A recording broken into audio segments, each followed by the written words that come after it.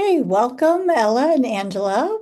My name is Dana Keep, and I'm here with my colleague Kelly Robinson. We are going to wait and see if a couple people, we're not going to wait. We're going to get going, but it's possible that a few more people will join. But we're glad you're here, and we appreciate your taking the time. I'm one of Career Education's alumni advisors, and I'm also a member of our Make It Make Sense committee. And our committee is working on many different ways to help all of our students, but especially seniors, get ready for life after Wellesley. And life after Wellesley for many people will involve a paycheck and benefits, compensation, health insurance, all those things.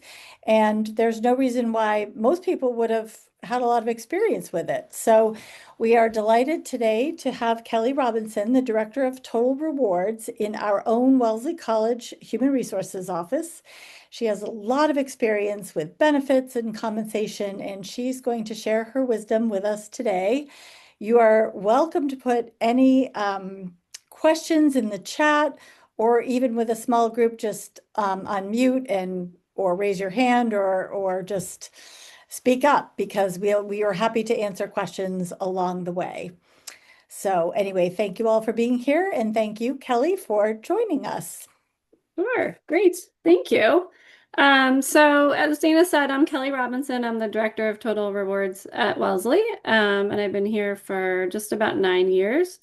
And so I oversee the benefits and the compensation for the administrative staff and a couple of our unions as well. So it's kind of my day-to-day job to work with benefits and compensation. So I pulled together a presentation that hopefully you'll find helpful. And we will start off by just reviewing the table of contents. So um, we'll start off by looking at job offers and talking a little bit about the different components of a job offer and what to think about. And then we'll move on to starting a new job. And again, just questions to ask, some things to keep in mind when you first start. Then we'll move on to insurance coverage, really specifically medical insurance. And then we'll talk a little bit about retirement benefits, and we'll wrap it up there. So to start off, when you have a job offer, you've gone through the interview process, you've probably provided references that have been checked, and then you receive a job offer. And so there's lots of different terms that are used and different things to think about. So I wanted to start off by going through some of the common compensation terms you might hear. So one is hourly pay. So we have hourly and non-exempt, and those kind of run hand in hand. An hourly role means that you get paid an hourly rate for the work that you're doing. You normally enter hours into a timesheet on a weekly basis. Um, you would be considered a non-exempt employee, and often entry-level roles are non-exempt roles, so it's very common for an entry-level role to be paid hourly as a non-exempt employee. And non-exempt employees are eligible for overtime if they work 40 hours or more in a week. Typically, these roles, will receive direction from a supervisor. Um, they may have a little bit of discretion in their typical day, but are really looking to a manager or supervisor for direction. And then there's salaried roles, which means that you get paid a fixed salary each week. You could, the frequency of when you get paid may vary a bit. And salaried employees are considered exempt employees. So that means that you are exempt from being paid overtime. So exempt roles typically have a little more discretion on how the job gets done, a little more autonomy. So those are kind of the two different types of pay when it comes to payroll. And then bonus pay is additional pay beyond what your regular salary or hourly rate is. So um, sometimes some entry-level roles are eligible for bonus pay, but some are not. So that's just something to keep in mind. Incentive pay would be if you are paid for meeting certain targets, right? So that's kind of more common for a sales or marketing role. So just wanted to run through those. Okay, so when receiving an employment offer, wanted to just remind you of a couple of things to think about and kind of questions you might want to ask. So one is, is the role hourly or salary? Just important to know. It doesn't, either way works. It's just having that understanding is important. Knowing what the standard work week is, so it could be 40 hours a week, it could be 35. It could be less than that if the role that you had agreed upon accepting was 21 hours a week, then, it's important to know how many hours a week you're expected to work. It's also important to find out if the role is benefits eligible, and when the benefits would be effective. So we'll talk a little bit more about that in a couple more slides, but something to ask. You can ask about bonus or incentive pay and see if the role is eligible for that. And then it's also important to kind of ask if there's an annual re performance review process or a compensation annual process or merit program. Sometimes there's eligibility dates by which you need to be hired to be eligible for one of those programs, so it's just important to figure that out as well. You can think about what the typical growth path is for employees in that role. Um, and then if you receive a job offer, it's okay to take some time to think about it. You don't have to answer it the person that, letting you know on the spot. You definitely have time to think it through, and it's important to think it through. You can ask how long you have, how long they you have to give them an answer, or you can also propose a timeline to them as well. Um, and if you feel the offer is too low, you shouldn't be afraid to kind of state that you were hoping for a certain amount. So if they offered you 55,000 or they offered you 51,000 and you were kind of thinking more 55,000, there could be a little bit of flexibility in what they offer. Some benefit related questions to ask is kind of when does the health and dental insurance begin? So is there a waiting period? Does it begin on day one? Does it begin on day 60? It's important to understand that. You need to know how long you have to fill out your benefit elections and submit those in. It's a good idea to find out if they have a health savings account because that's kind of we're going to talk in more detail about a health savings account, but just something important to ask if they have an HSA. Um, we could also find out if they pay for disability insurance and leave of absences and life insurance, those other kind of ancillary benefits. And then you could ask if the organization contributes to a retirement account on your behalf. And we're going to get into that also a little bit later on. And what's the work schedule? We talked about what are the hours per week, but is it remote? Is it in person? Is it a flex work where it's a couple days in the office and a couple days remote? All things to ask and find out. Some other perks, I just thought it might be helpful just to start thinking about these things. There's a lot that goes into a job. It's not just what your annual rate is or what your hourly rate is. There's a lot of other components to working. And these are just some of those things that I thought would be helpful for you to just start thinking about. And you can ask about them, for sure. As you're talking to the recruiter that you're talking with, or even the manager as you get kind of further on in the interview process. But um, flexible schedules we talked about, how many vacation days and holidays do they offer? Do they increase, after 3 years of being there? Do you get more vacation time? That's something to ask. Some organizations have unlimited PTO or paid time off. And that's a great benefit. It's sometimes as you're starting out, it's a little bit hard to kind of manage and figure out well, how much time should I take? And so that's when you would really kind of lean on HR and your manager to help answer those questions. And I'm sure, there'll be guidelines and other colleagues can help as well. And then a lot of organizations offer community service or volunteer days. So some people might be really interested to know that that's something that their organization offers.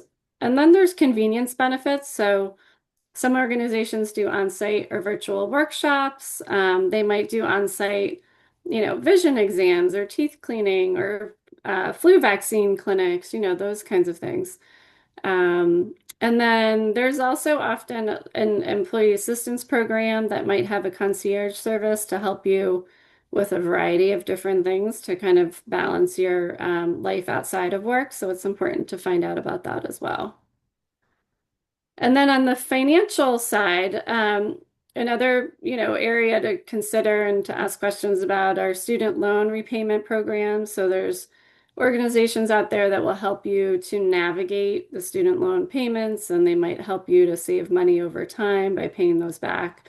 Tuition reimbursement.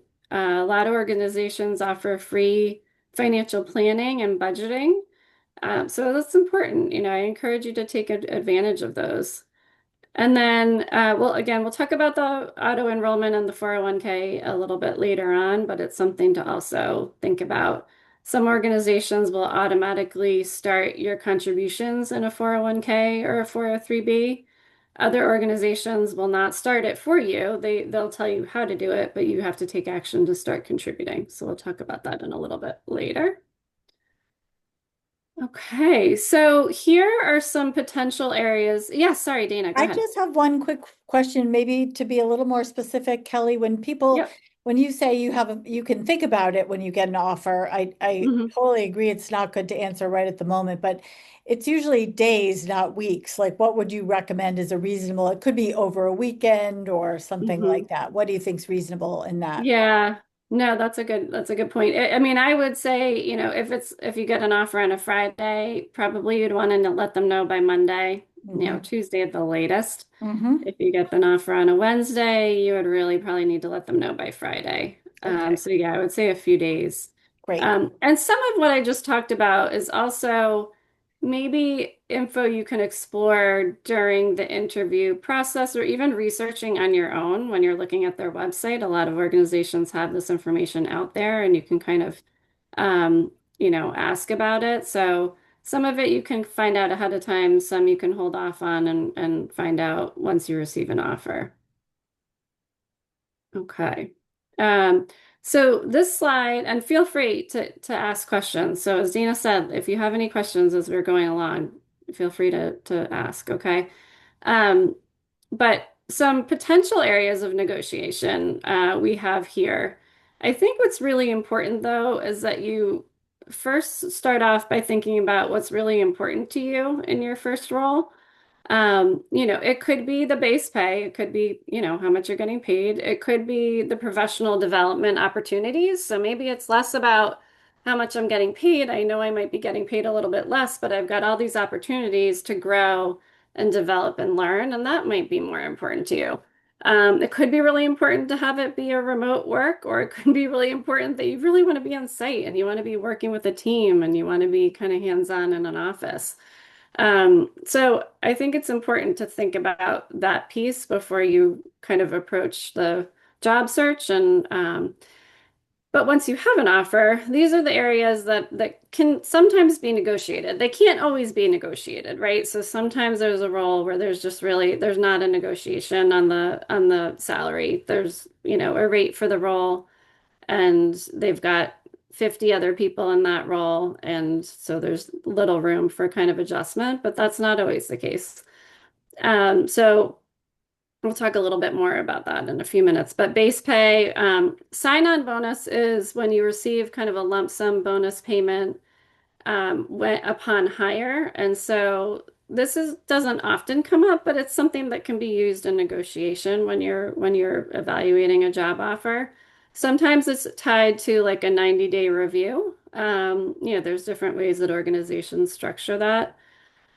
Tuition reimbursement are really kind of more professional development. So often organizations have pretty strict policies about tuition reimbursement, and they have to follow those rules, right? They can't really make exceptions to different types of reimbursement or different amounts of reimbursement or timing, but there might be an opportunity for professional development courses to be covered through a department budget, for example. So there are certain times when tuition and professional development courses, certifications, that kind of thing can be negotiated. The timing of the hire date. So I talked a little bit about this before, but if if there's an annual review process where there might be an annual compensation increase, it could be that you have to be hired by a certain date. So if we have a merit program that starts on July 1, you have to be hired before April 1st in order to be eligible for that program that year. So if it's the beginning of March and you're trying to figure out your hire date, you want to try to start before April 1st so that you'd be eligible for that program in that year. Same goes for retirement contributions. Um, there's different eligibility dates for retirement contributions. That's another thing to think about. When you think about paid time off, it could be that you already have a pre-planned vacation for, let's say over the summer, and you want to make sure that you're going to be able to take that time off. And so it's important to ask that question ahead of time, and get approval from that, up front so that you know that you're all set when that time comes. Work schedule can sometimes be negotiated and location. So it's something to think about. Relocation, moving assistance, that's another area. But I wanted to encourage you to visit the Career Ed page, which has a whole bunch of information about negotiations. I don't know, Dina, do you want to Sure. put that in the chat? And I don't know Sure. if you want to talk a little bit about that page, and I can show it too briefly if you want.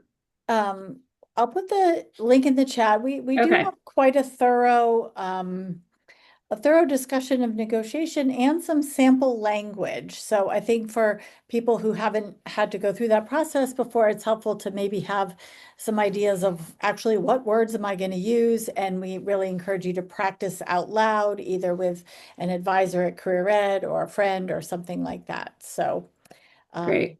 yeah.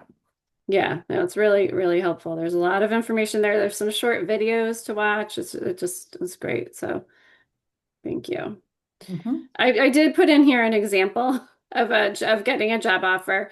Again, though, there's a lot more examples and videos to watch on the Career Ed website, so I would encourage you to do that. But here's my little example. So, let's say on Friday morning, Sue receives a phone call with a job offer from Human Resources, and the recruiter offers $51,000 on an annual paid and hourly basis, but annually it would equate to 51,000, and then 3 weeks of vacation time. So in this scenario, these are some questions Sue might want to ask at that time. Confirm the standard work week, confirm whether or not the role is benefits eligible and how soon the benefits begin. Ask about the bonus or incentive pay, performance pay review process when you would be eligible. So if Sue wants to negotiate, she could say something like, thank you very much for the offer. I was hoping for the base salary to be closer to 55,000. Is there any room for me movement in the base salary? So that's one way to frame it. The website we were just talking about has a lot of examples, so you can definitely pull from there. If Sue was kind of happy with the offer, knew that, the range was going to be close to 51,000, that's where we kind of say, okay, I'd like some time to think about it. Can I please contact you on Monday to let you know my decision? Um, there are pay transparency laws out there. Massachusetts is one state that has them, and so the salary ranges have to be posted on the job postings that are online. And so they can be very broad. So sometimes it's helpful to look at those ranges, but sometimes they're very broad, and so it's a little bit difficult to figure out where the role would really fall. Okay. All right. And now I'm going to just kind of dive in and stress the fact that it's really just more than just a paycheck. So when you get a job offer, really looking at the base salary is important, but there's other components that are also really important. So bonus eligibility is important, and then your benefits. So your total, this is total compensation. So total compensation means your salary plus all of your benefits. So all of that combined. And it can add up. So health insurance is a big piece. The organization might pay a significant portion of the cost for your health insurance, which can be a big deal. The organization could also contribute, a fairly decent amount to your retirement account, and we'll look at what that could how that plays out over time. But that's a big piece of it. So how much they contribute to retirements, to 403(b), 401(k), health insurance, paid time off. So you kind of have to factor that in as well. And I included here, this is what's called a total reward statement, and it just helps you to kind of visualize what total rewards, what do I mean by that, right? So what are you saying? I'm getting 60,000 for my salary, maybe I'm eligible for a bonus here.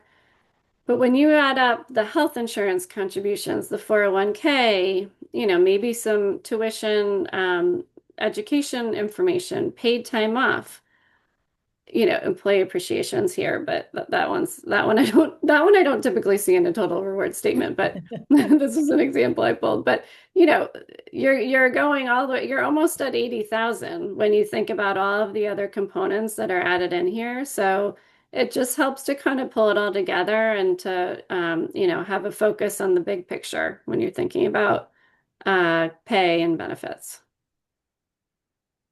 Excellent. Okay, so let's say you've accepted an offer and now you're, going to get started. I wanted to just make sure you were aware of the different folks in human resources that are often there to help support you and kind of guide you along the process. So the recruiter you typically are working with, up front when you start interviewing. But they can also help to provide insight on benefits and logistics. So it's important to kind of rely on them. There's often, not always, but often somebody who's handling the onboarding, right? So it might be a dedicated onboarding coordinator, and they're helping with the hiring paperwork. So you have to get typically set up in a system online. You have to fill out your I-9, your direct deposit, all of that information. Often there's an in-person or a virtual orientation to the organization in the first, couple of weeks, to get you kind of adjusted to the culture and all of that. And then there's the benefits team. This is obviously in a bigger organization or even a mid-size, small to mid-size organization. They might have one person who's doing both the onboarding and benefits, but there are folks in HR and they're there to help you and they want to help. So it's important to lean on them and just remember, not struggle on your own trying to find answers to questions. Like they definitely want to help. So it's important to reach out. So just these are some key tips to remember. Outline a list of your questions for your recruiter. Fill out your onboarding paperwork on time. So make sure you're really paying attention to when the forms need to be completed. And often your direct deposit form has to be filled out and submitted before you can even get paid. So it's important to pay attention to those timelines and get all that paperwork done. Submit your benefit elections on time. So that's another piece that, there's a certain window of time that you have to make your benefit elections, and then it closes. And you often don't get an opportunity to make a change until it could be close to a year before you can make a change in certain situations. So that's important. And then just remember to watch your email for important reminders. And we talked about human resources being there to help out. So before I move on to insurance, are there any questions about anything we covered so far? Any questions come in, Dana, or no? No questions have come in. Not yet. Anybody, Okay. feel free to just throw it out there if you have one. Yep. Or unmute or right. Okay, great. So insurance coverage. So starting off again with some kind of helpful terms to know, because when we think about health insurance and going to the doctor, there's a lot of different terms that people throw around, and I mean, and a lot of adults have really don't understand all these different components. So we'll just kind of review them quickly. But a provider is like a doctor, a hospital, a lab, some kind of healthcare practitioner or a pharmacy. The insured is the person who has the health insurance. The premium is the amount that's charged for the coverage. So that's the amount that comes out of your paycheck for the health insurance plan. And then the copay is a fixed amount that you might pay when you go to the doctor. So if you go to urgent care, when you go to urgent care, they may say, okay, you have a $20 copay and that's what you have to pay. Okay. Then there's the deductible. So this is the amount that you pay for services before the plan begins to pay. So it could be $1,000 for an individual plan. It could be $1,000 deductible. And that means that all your expenses that you pay when you go to the doctor are going to count towards that $1,000. And then once you meet that, then typically a lot of services are covered in full. Coinsurance is when you share the cost of a service, and it's typically a percentage. So it may be that you have a $25 copay plus a 20% coinsurance, which means you're paying 20% of the cost of the procedure that you might have had.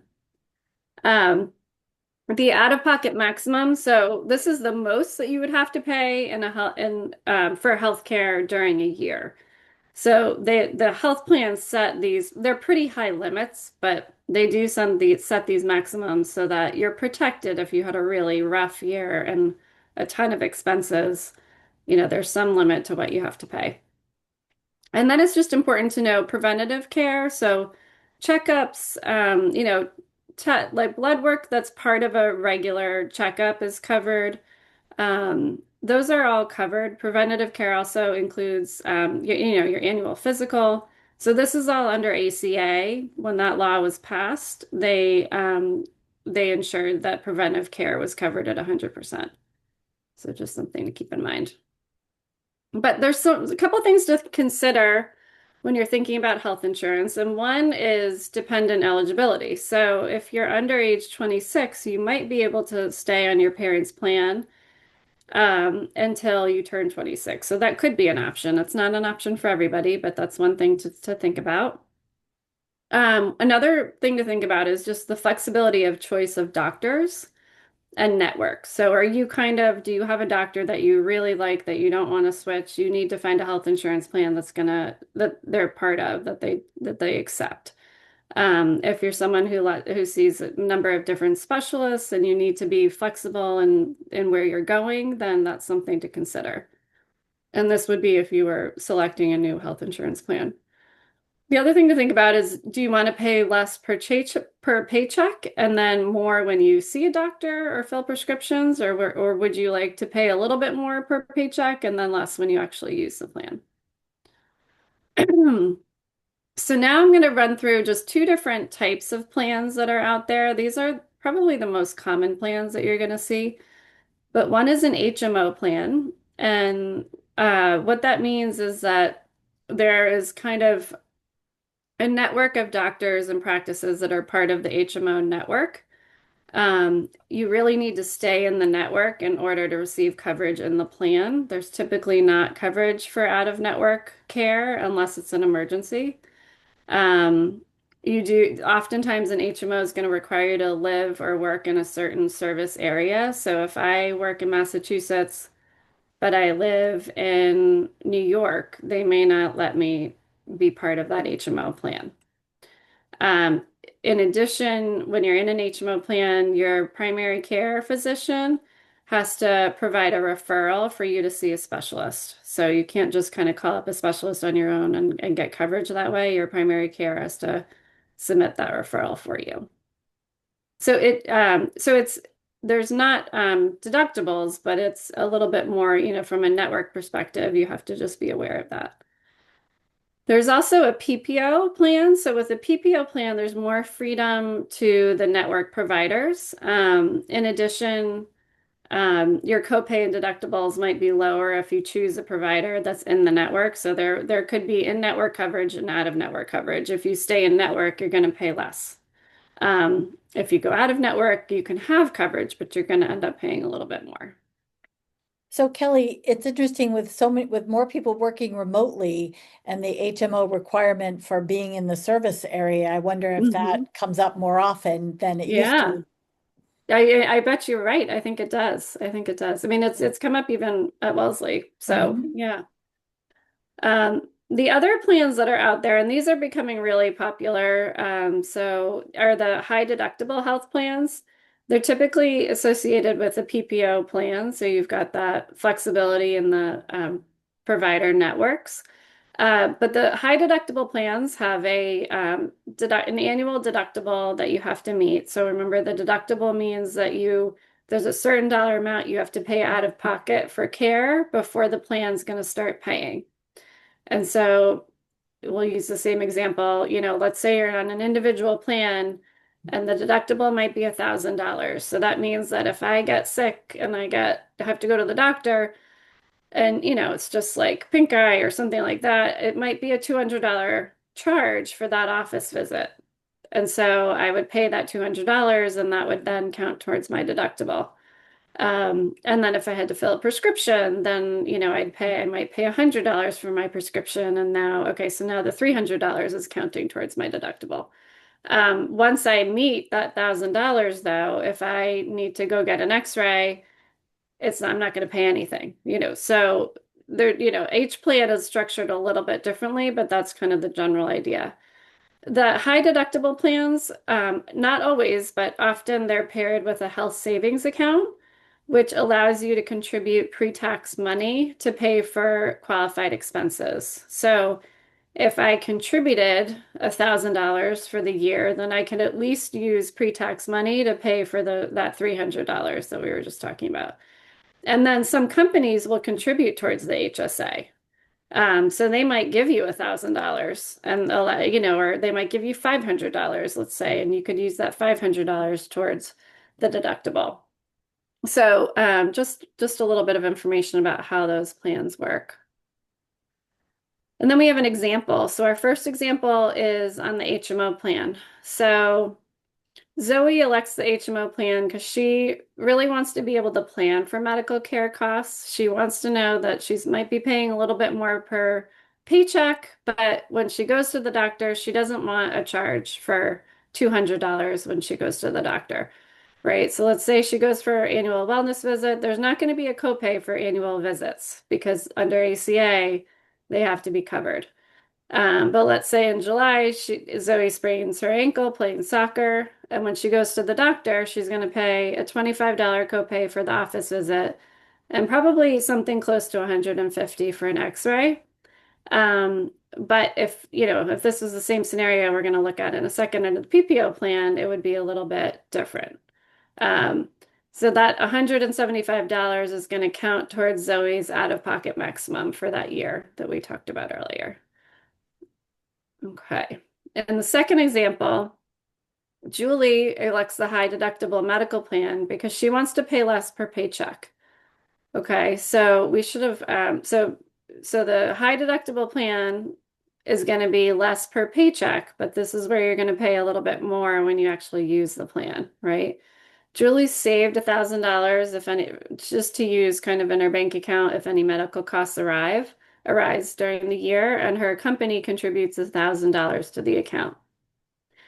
So Julie pays less per pay period, so she's only paying $55 per week from her paycheck.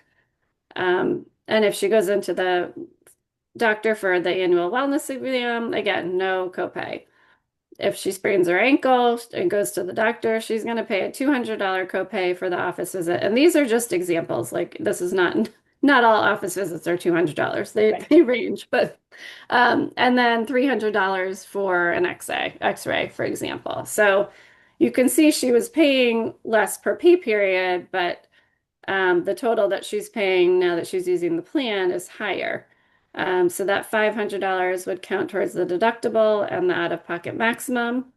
She can also use the $500 that was in her HSA account. So she didn't actually pay that out of pocket because she could use that money that the company provided.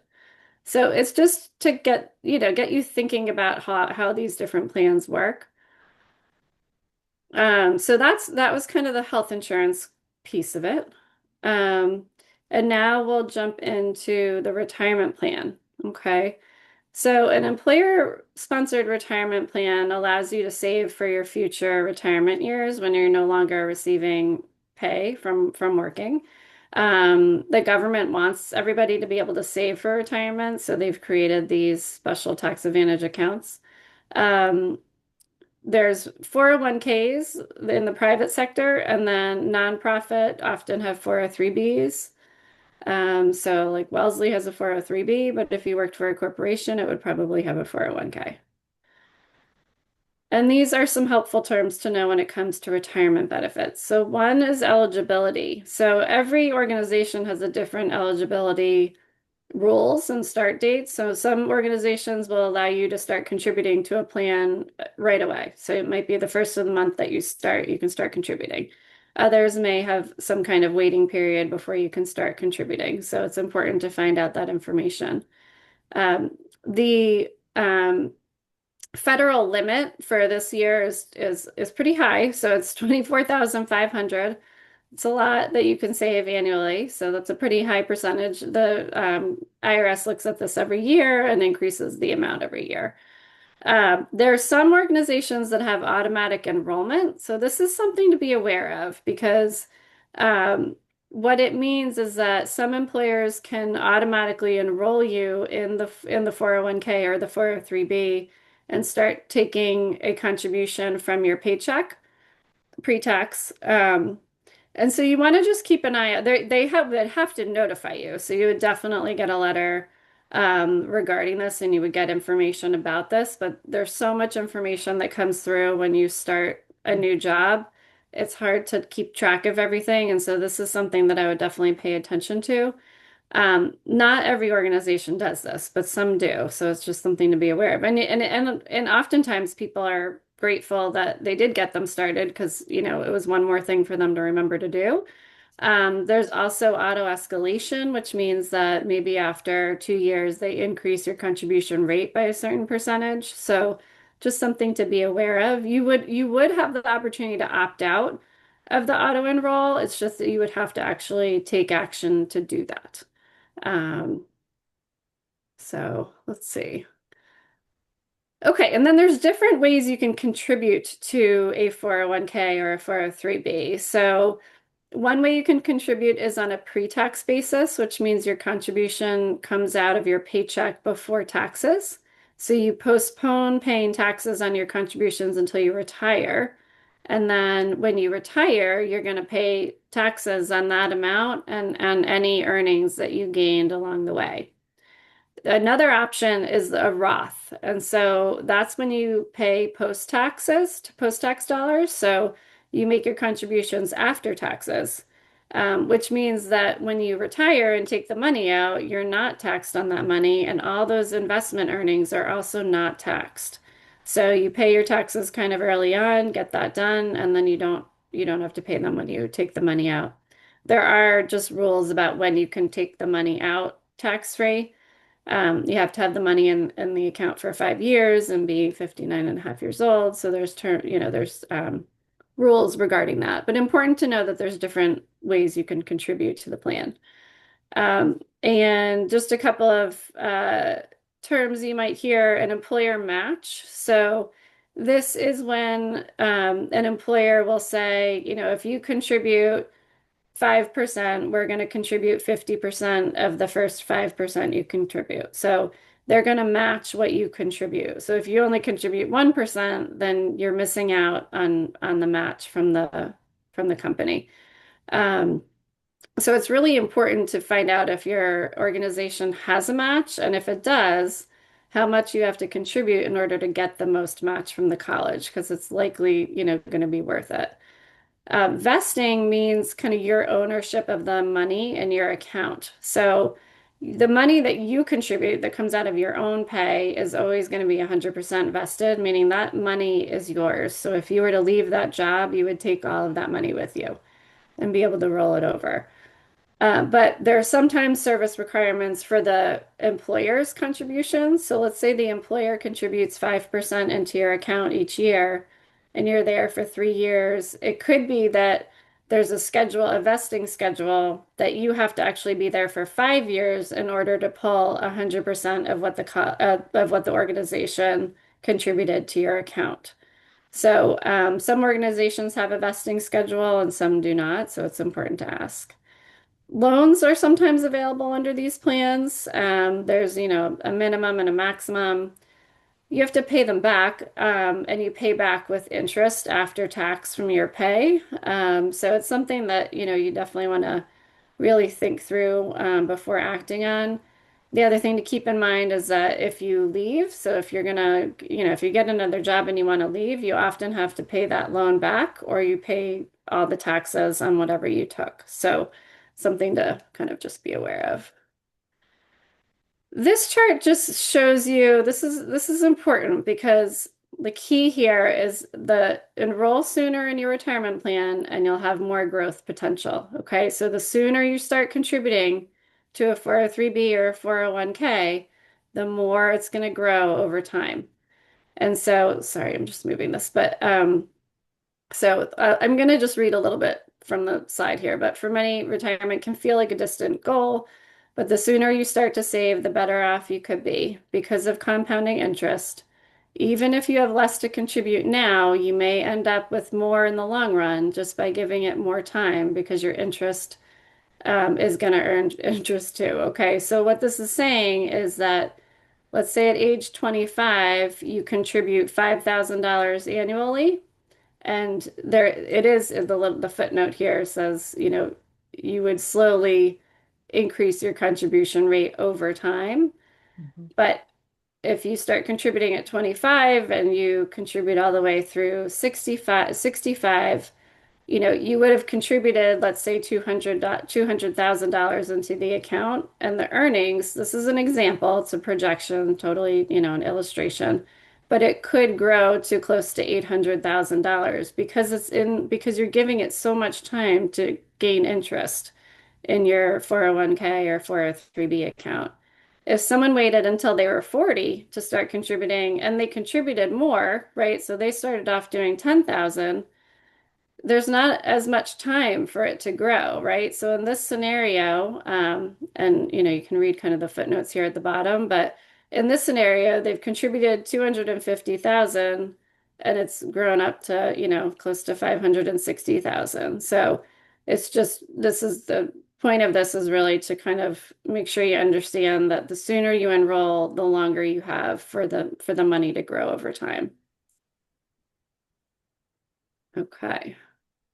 So just giving you some reminders here, right? So think about what's most important to you. Is it the base salary, professional development, remote work, all of those different components we talked through? Make sure you're getting answers to your questions about what the culture is like. What's it like to work there? Is it team focused? Is it more individual focused? It's important to ask those questions. It's important that once you start the job, you read all the onboarding, new hire, benefit information carefully to make sure you don't miss deadlines.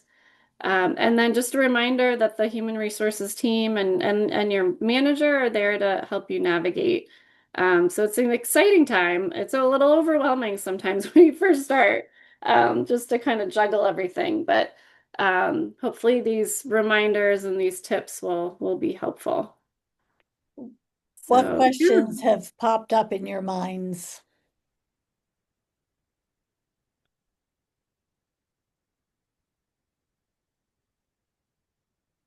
Quiet group. Yeah, I know. That's okay. Well, I That's hope okay. that you all have someone as knowledgeable and friendly as Kelly, wherever your first job is, because obviously she's a wealth of information. And as she said, make sure you meet those people and allow them to help you make the best decisions you can for yourself. So thank you for being with us tonight, Kelly. Really Great. appreciate it.